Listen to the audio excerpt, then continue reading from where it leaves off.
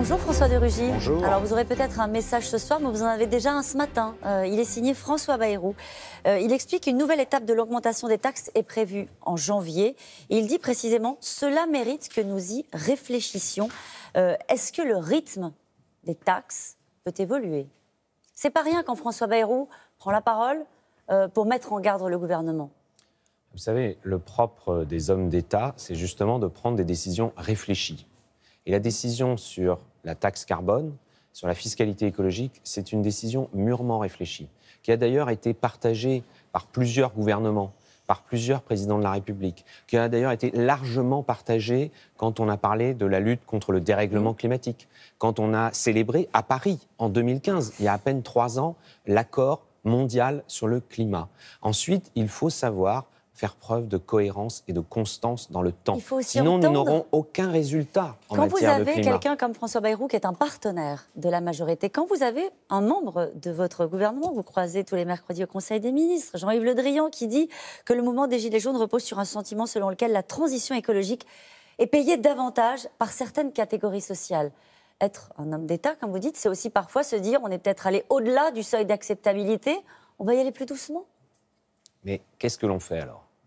On varie de position sur des sujets aussi importants que la fiscalité. On y va, mais plus doucement. En fonction des prix du pétrole sur les marchés mondiaux ou en fonction d'un certain nombre de manifestations. Ça veut dire qu'il n'y aurait plus aucune prévisibilité pour les Français. Ce que nous avons voulu, c'est mettre carte sur table, donner une trajectoire pour dire aux Français, pour dire aux particuliers, aux familles, mais aussi aux entreprises.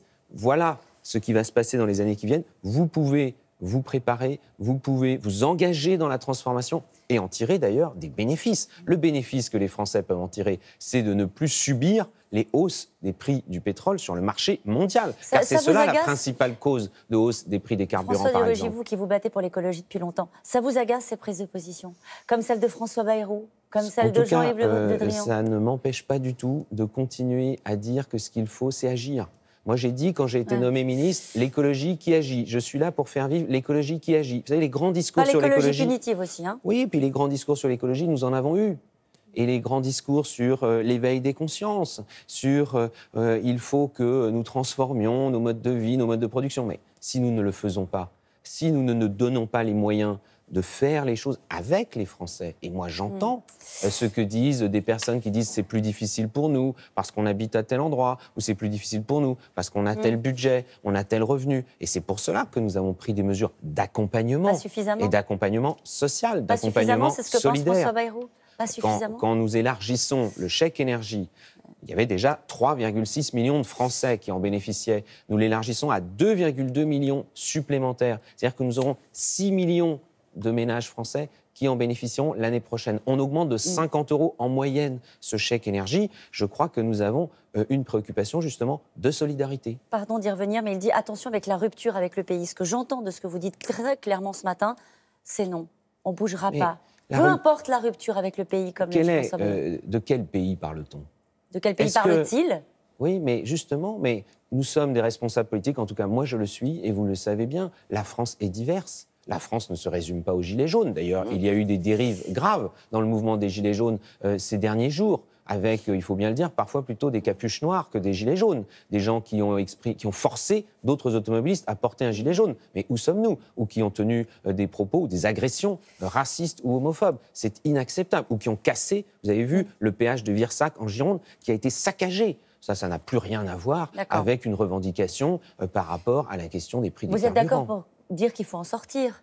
Alors certains font des propositions, Bayrou, Le Drian, il y en a un autre qui a fait une proposition, c'est Laurent Berger. Oui. Et il a tendu la main. Et je crois qu'il faut la saisir, d'ailleurs, cette main tendue, parce que... Vous n'êtes pas forcément en ligne avec le Premier ministre, parce qu'on avait l'impression qu'il l'avait renvoyé dans ses 22. Laurent Berger, il dit évidemment que ce ne sont pas les syndicats, comme la CFDT, qui ont lancé le mouvement des Gilets jaunes. Ce ne sont pas non plus les syndicats comme la CFDT qui peuvent prétendre représenter celles et ceux qui sont allés manifester sur des ronds-points ou sur des routes. Mais en revanche, la CFDT est un syndicat qui a une réflexion plus globale que simplement la défense des salariés dans chaque entreprise et qui se préoccupe de l'accompagnement économique et social de la transition écologique, de la transformation écologique. Donc nous allons en effet réfléchir, travailler ensemble pour voir comment, partout en France, une grande conférence On sociale. ne va pas refaire un Grenelle. Non, on ne va pas refaire un Grenelle à Paris ou dans mon ministère ou au ministère des Affaires sociales. Alors, Ce que nous voulons faire, c'est peut-être des discussions, des débats sur le terrain où toutes ces préoccupations pourront s'exprimer. Mais vous savez, on verra d'ailleurs que les préoccupations des Français, elles sont diverses. Elles ne sont pas toutes de la même façon selon, encore une fois, l'endroit où on habite,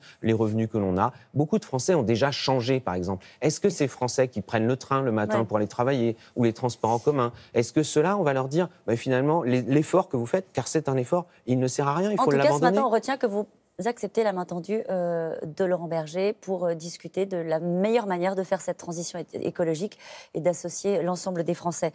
Qu'est-ce que vous espérez du retour politique de Nicolas Hulot ce soir? Sincèrement, François de Rugy, je rappelle que vous êtes son successeur. Oui.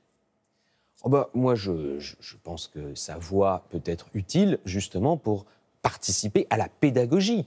Parce que je le vois tous les jours depuis que je suis nommé. Évidemment qu'on n'explique jamais assez. Et moi, je prends ma part. Je crois que les ministres que nous sommes, nous devons toujours aller au contact direct des Français. D'ailleurs, moi, je suis allé discuter directement avec des Gilets jaunes la semaine dernière, alors que j'aurais pu passer devant eux sans m'arrêter. Ça veut dire que le gouvernement a encore besoin de la parole de Nicolas Hulot, c'est ça que vous êtes en train de nous dire? En tout cas, sur cette question de la fiscalité écologique, sur la question plus générale de pourquoi nous faisons cela, pour le climat, en quoi c'est un levier d'action, parce que cela permet de faire changer les comportements, que des Français ont déjà changé de comportement, des entreprises se sont déjà engagées dans cette transformation. Eh bien, je crois en effet que sa voix importante peut être utile. Vous l'avez trouvé trop silencieux ? Oh non, mais moi je trouve ça tout à fait normal. Il a démissionné, ce n'était pas évidemment... J'aurais même trouvé ça plutôt gênant si, dès le lendemain, il s'était empressé de commenter l'action du gouvernement dont il avait démissionné. Vous auriez une question à lui poser d'ailleurs, si vous l'aviez en face de vous?